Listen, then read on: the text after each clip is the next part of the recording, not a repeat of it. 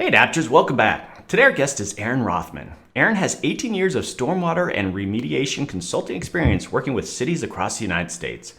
Recognizing a need for innovative data capture to manage urban and coastal flooding, Aaron founded StormSensor with the objective of managing climate risk through creating intelligent stormwater, sewer, and coastal infrastructure. Today, Aaron and I will talk about how StormSensor empowers their customers to make informed stormwater management decisions. Unlike traditional storm and sewer monitoring solutions that conduct only targeted spot checks, StormSensor's Terrapin networks are deployed citywide at a fraction of the cost. Hey, Aaron, welcome to the show. Hi, thank you for having me. All right, we're going to talk stormwater, and this is very important Excellent. work. Very excited about it, but let's just start off though. What is StormSensor? So StormSensor is a company that I founded 5 years ago. We work with cities across the country, deploying networks and developing resiliency models to really understand where within communities the highest risk areas are as it relates to both climate risk and then also infrastructure risk as well. All right, so you've been doing this more or less for 18 years in my introduction, but how did you get started in stormwater in the first place? I was a vice president at a consulting company in Seattle, and we brought in a stormwater team. And for the first time in our company's history, we promptly began losing money and we couldn't figure out what was going on. So I talked to my guys in the field, and they said that every time we had to sample or it rained at the office, they had to go sample their sites. But just because it was raining here doesn't mean it was raining there. So on average, we're going out 4 times. We can't build the time, and it's not conducive to consulting models. And I said, that's the stupidest thing I've ever heard. Why don't we just have a rain gauge that texts us when it rains? And they said, why don't you go invent that? And I said, I will, and I'm going to call it StormSensor. So that's how it started. But I had no software or hardware experience at the time. So it took a couple years to get started on that. Well, that's awesome. You developed that from scratch. But so 5 years ago, you start StormSensor, you go off on your own, you're the CEO there. And so the need to sort of establish your own company there, what were you hoping to do differently? One of the biggest issues that we identified was the inability or the expense associated with getting data, because you can't make good decisions regarding how to operate anything without data and without understanding how a system's functioning. And what I found out after talking to cities was that we really don't know how much water is moving through our storm or sewer systems at any time until it's too late. And what I realized that if we only need to monitor flow, and we can't use our competitors' sensors because they're too expensive. We couldn't afford it. So we couldn't really map how water moves. So we just needed to develop our own. So we monitor depth and velocity and temperature. And we do that in networks. So we have multiple monitoring points throughout a city, and we're basically metering the last unmetered utility. Okay, so you are now based in Charleston, but the company you cover nationally, right? Right. We're deployed across the country. All right, well, tell us a bit about the team, though. I mean, what makes up Storm Sensor? Who do you need to make your company operate? Well, while we started in sensors, we do have a brilliant hardware team led by Greg. We also, our focus is on the software, the data, and the insights that come out of those sensors, and then also pulling that data in from additional sources. So we have a pretty large software development team, both back end and front end, and we also have a significant data analytics team as well. All right, so when you think of stormwater and such, storm events and rain and everything, but there's a bigger picture that you're trying to solve here. And let's talk a little bit about climate change. How does that factor into what you're doing? Well, climate change is happening. It's already happened. So unless we not just stop it, but also reverse it immediately, we have to deal with these issues. And what those issues are, they vary pretty widely, from everything from not enough rain to too much rain. Where we do have too much rain, oftentimes we have storms that are more frequent and more intense. And if you think about our infrastructure, which is aging, that infrastructure was designed 50 or 100 years ago. So fewer storms, less pavement, less people. So we're overtaxing our infrastructure already based on its age. Then we're adding the impacts of climate change and additional rainfall to those systems. And if you're on the coasts and along some rivers and lakes, you're also dealing with storm surges and other issues associated with that. So it's just a nightmare, and you can't really see it until it comes above ground, you've got flooding issues. Well, how does that come into conversations with clients? Because there are some probably proactive cities and communities that are thinking climate change. We're going to have infrequent or extreme storm events. Others who are just like, you know what, we just want to drain some water here. How does that work as you're doing these conversations with people? Does climate change come into that very often? It does. I'd say we're about 50-50 on climate change. So there are a lot of communities that are looking at it. So Virginia, or Norfolk, Virginia, for example, is one of our customers that's dealing with sea level rise. So we're working with them to understand capacity issues within their systems, and then also highlighting areas within their community that are higher priority to fix. And oftentimes, the areas that are dealing with the most significant issues related to flooding or sea level rise are also areas that are older and lower income. And oftentimes get missed when cities are making these changes. But we can use our data, incorporate the climate information, and really highlight those areas that need it most. All right. I think of these extreme storm events like Harvey that hit Houston. I wonder, someone like you, as you saw that unfolding, I don't know if you worked with the city of Houston and StormSensor, but you must have been like, okay, our product would have been in this kind of situation. Like, could you elaborate on how you kind of view something like that? Well, first off, Harvey and Irma and all that storm year was insane and devastating. And for situations like that, there's almost nothing that anyone can do because the volume of water that was moving through those communities is just, 20 feet of water in some cases. But what I thought, outside of the holy shit, I can't believe this is actually happening to these poor people, is people are going to get what we're doing now. This is why we exist and what we're trying to fix, and how we want to work with communities to understand how these storms move through, how you can adapt and modify and improve your existing infrastructure to be able to handle not necessarily the Harveys, but anything below that, which is more common. And I guess your product too is it's sort of preemptively trying to be able to respond to these things more effectively. Exactly. So applications can be immediate. So that you have a backup in an area. You have a storm coming. So you can target maintenance based on real-time needs. And then as you're capturing data over a longer period of time, you're able to see which areas have the biggest issues, which ones have the least capacity, which ones most frequently back up or flood. And then you can incorporate that into your capital improvement plans and actually be able to fix it based on real data. Okay, so you mentioned infrastructure just a little bit earlier, but infrastructure is in the news in a big way. We've heard announcements and funding that's coming in. Nothing's dedicated yet, but it sounds like there's a lot of momentum there, and obviously very relevant to what you do. And I think even in what we heard recently is that like replacing all lead pipes. But if you think about replacing lead pipes and all these kind of things, what else can you do at those times? And so how are you thinking about maybe this newfound emphasis on infrastructure?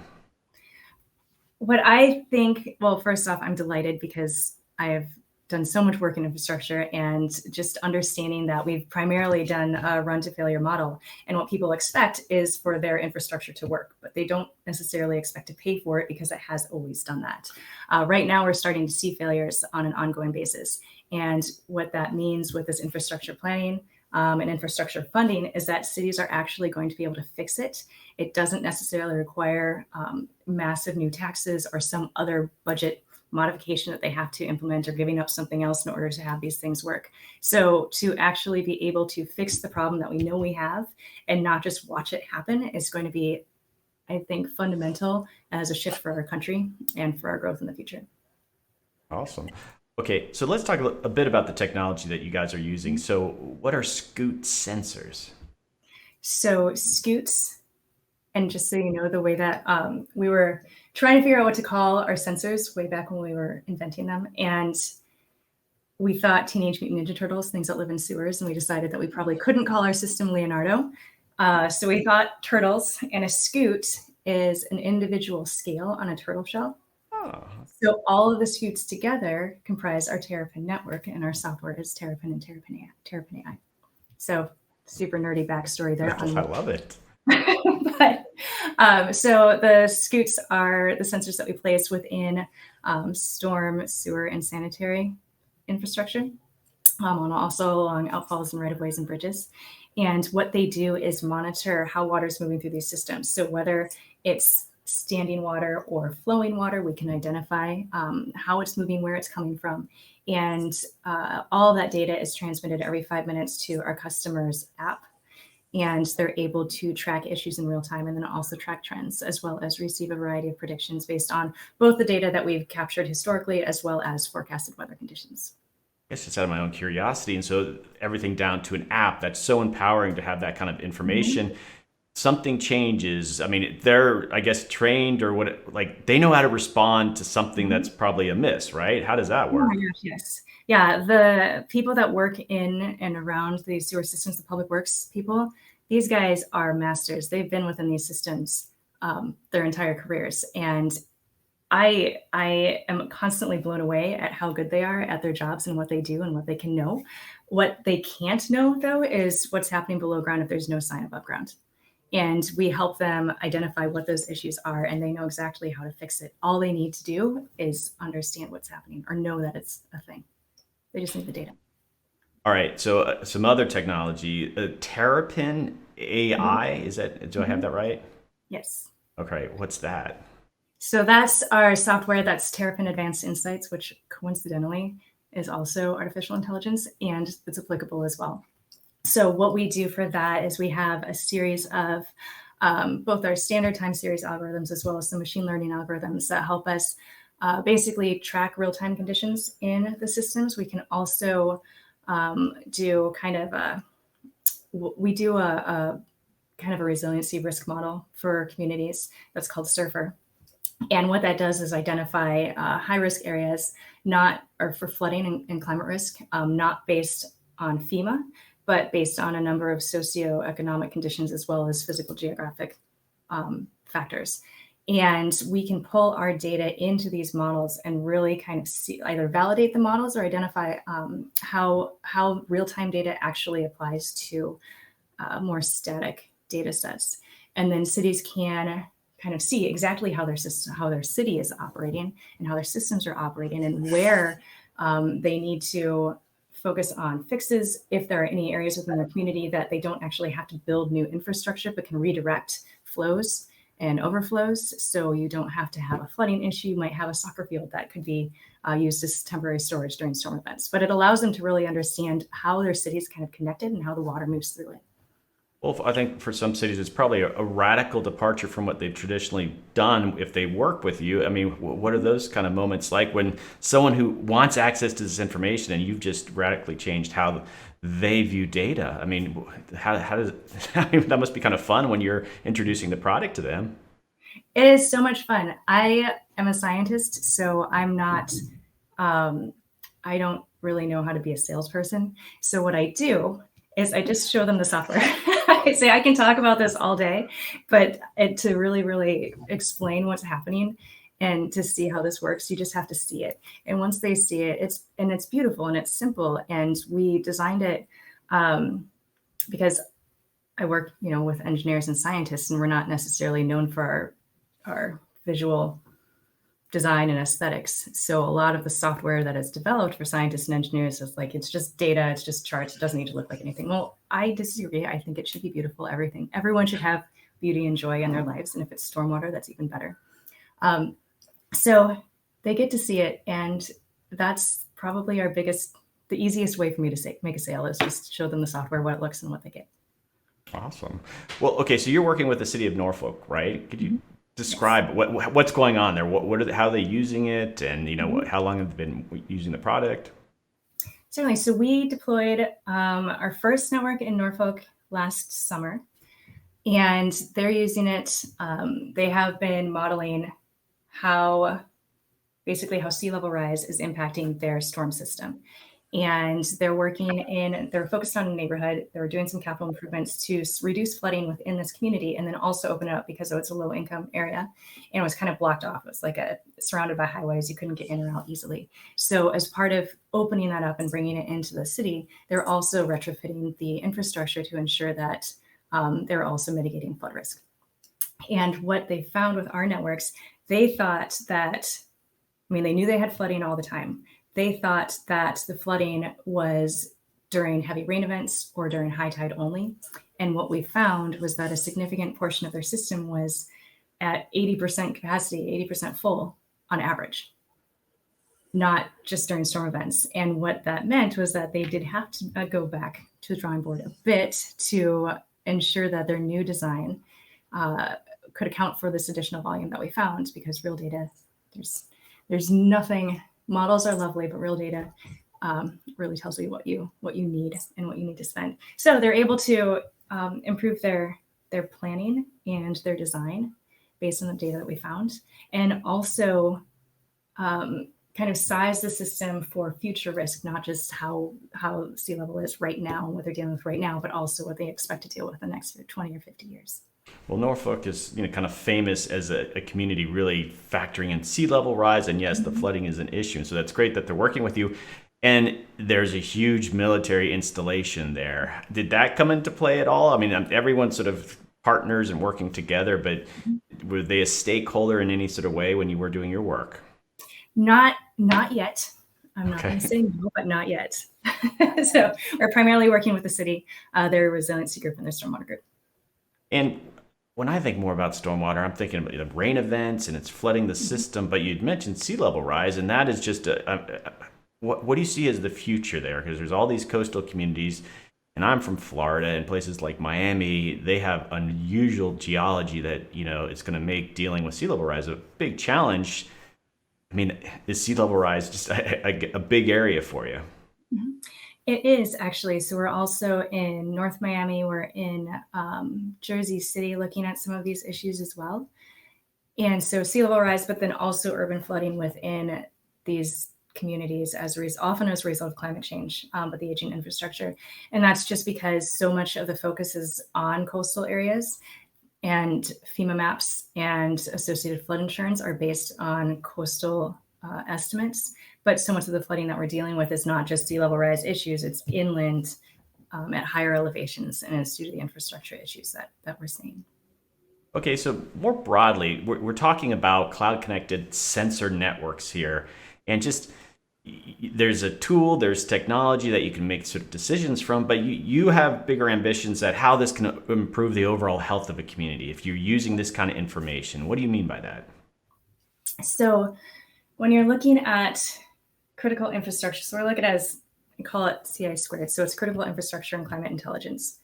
All of these things are wholly integrated within a community. So you're dealing with the urban layer, you have the climate and the weather, the air quality, and you have the impacts of the weather and the climate, which is the context, 50 or 100 years ago within which this infrastructure was constructed. And now that's all changed. So the infrastructure is going to react differently.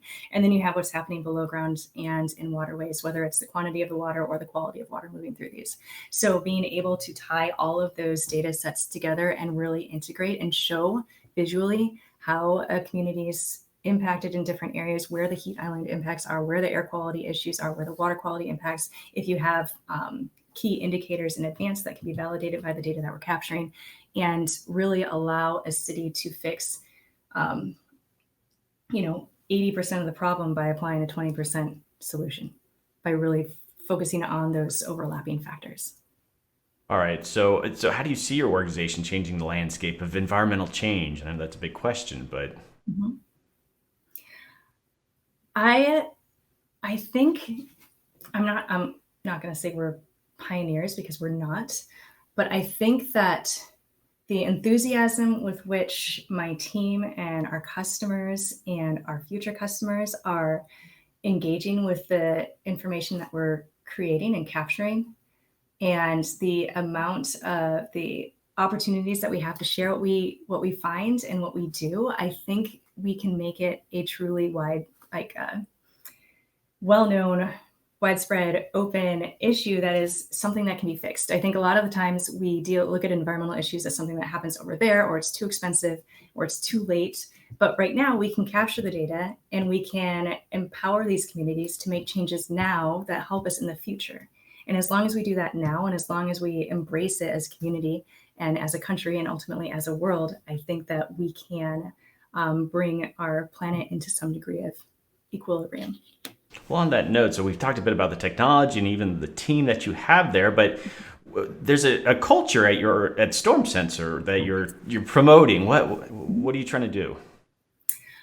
So We, we started as a startup, and startups are really, really hard because we're inventing something new and we continue to invent new things. And a lot of people don't found a startup, for example, because it's really hard and everything breaks all the time. And you have to keep getting up and you have to keep going. And I have found that doing so kindly and with an openness makes it both fun and accepting and encouraging. And we do have values. I have my values card, which no one can read. A little bit. There we go. But we have 5 values, and the values are creativity, integrity, unity, courage, and curiosity. And each one of those has a very specific meaning. So creativity, obviously, you want to be able to think outside the box and all that, and think, what if something was like this, and not kind of hold yourself back because you're afraid that someone else will think it's stupid, which then ties to courage, like coming up with new ideas, being able to share your ideas and not having any risk of looking dumb. I ask stupid questions all the time because I'm not an engineer. I can't build hardware or software, but my team can, and I can ask questions in front of my team. And then to go and share it with people because, before, things would break, and now we've got it pretty solidly working. But it took a lot of practice to get that moving, and that's okay, and it makes us stronger. And then integrity, obviously, always do the right thing, whether it's for your team, for your investors, for your customers. And I guess unity is that no matter what we're doing, we're all in this together. And whether it's the company or the community or the country, we're all humans and we're all dealing with the same issues.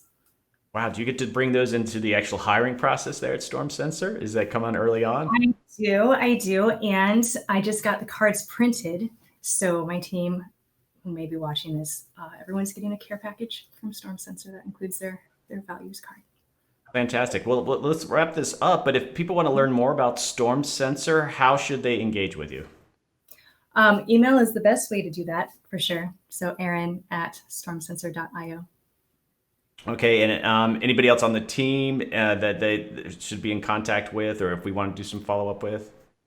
Yeah, so as far as follow-up, Alicia Amnassen's on our team. So Alicia@stormsensor.io. She heads up our marketing. She's the one that got us in contact with each other. So she's brilliant. Well, Aaron, this has been a fantastic interview. You guys are just doing great stuff. This is just the guts of how countries and communities operate, right? And it's climate change makes our lives more difficult. We're going to have to just look to people like you to sort of keep that stability. And I really appreciate this conversation. And I think we're going to hopefully have some future conversations around some of the other work that you guys are doing. I hope so. All right. Well, sorry, were you going to say something? Oh, I was just going to say this has been fantastic. Thank you so much for having me. No, it's certainly our pleasure here at Simpatico. And hold on, we're going to go into just chatting, but I want to thank everybody for watching, and we'll be right back.